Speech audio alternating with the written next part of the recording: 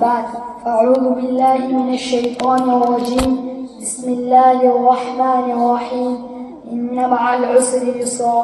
معزز علماء کرام اور عزیز ساتھیوں، آج ہم ایک ایسے دور سے گزر رہے ہیں جہاں حق اور باطل کے درمیان معرکہ آرائی شدت اختیار کر چکی ہے. کچھ لوگ یہ دعویٰ کرتے ہیں کہ صحابہ کرام کا زمانہ ختم ہو چکا ہے، کہ وہ ایمان اور قربانیوں کی شاندار مثالیں اب ماضی کا قصہ بن چکی ہے. لیکن میں آپ سب کو دعوت دیتا ہوں کہ ایک لمحہ ٹھہرے اور سوچئے کہ واقعی ایسا ہے کہ ہم نے مولانا کلیم صدیقی اور عمر گوتم جیسے داعیے اسلام کو نہیں دیکھا ہے تو آئیے ان عظیم شخصیات کی زندگیوں کو دیکھیں. محترم حضرات، حضرت مولانا کلیم صدیقی کا تذکرہ کرتے ہوئے ہمیں وہ عظیم صحابہ یاد آتے ہیں جنہوں نے حق کی خاطر اپنی جان و مال اور عزت کی کوئی پرواہ نہیں کی. کیا مولانا کا مسکراتا ہوا نورانی چہرہ ہمیں حضرت عمار بن یاسر اور حضرت خباب بن عرب اور حضرت ابو جندل رضی اللہ عنہ کی یاد نہیں دلاتا؟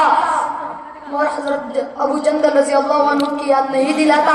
اسلام قبول کرنے سے پہلے عمر گوتم بھی حضرت عمر فاروق رضی اللہ عنہ کی طرح اسلام کے شدید مخالف تھے، لیکن اللہ نے ان کے دل کو ایمان کی روشنی سے منور کیا اور انہیں حق کا راستہ دکھایا.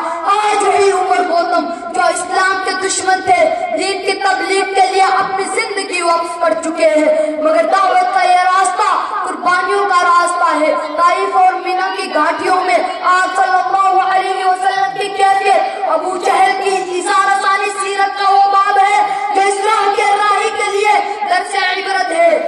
دونوں داعیان اسلام کو بھی ان قربانیوں سے دوچار ہونا پڑا.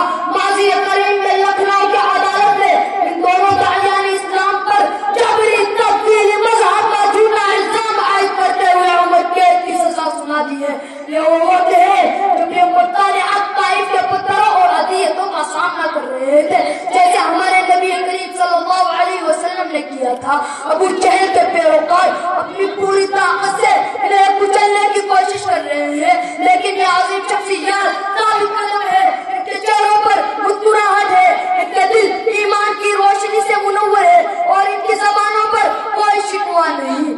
میرے بھائیوں، یہ انہی لوگوں کے مثل ہیں جنہیں تپتی ریت پر لٹا کر عذاب دیے جاتے تھے، جنہیں بیڑیاں ڈال کر اندھیروں میں قید کیا جاتا تھا. خدا کی قسم قیامت کے دن یہ خوش نصیب لوگ حضرت عمار بن یاسر اور حضرت مصعب بن عمیر رضی اللہ عنہ کے ساتھ اٹھائے جائیں گے، اور ہم وہ بد نصیب لوگ ہیں جو یہ سب کچھ دیکھ کر بھی کچھ نہیں کرتے، دعائیں نہیں کرتے. ہم جمہوری حقوق اور قانون کے دائرے کے تحت بھی ناانصافی کے خلاف خاموش ہے، ہم ان کے حق میں آواز بلند نہیں کرتے.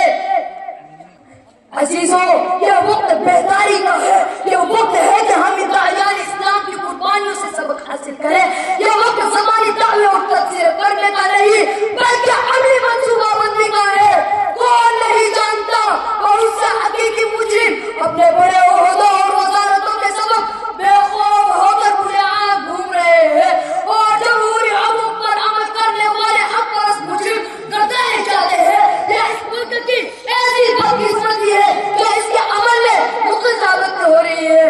اللہ تعالی اس ملک کی حفاظت فرمائے اور ہمیں وہ ایمان و عزم اور ہمت عطا فرمائے جو مولانا کلیم صدیقی اور عمر گوتم جیسے داعیان اسلام کے پاس ہے.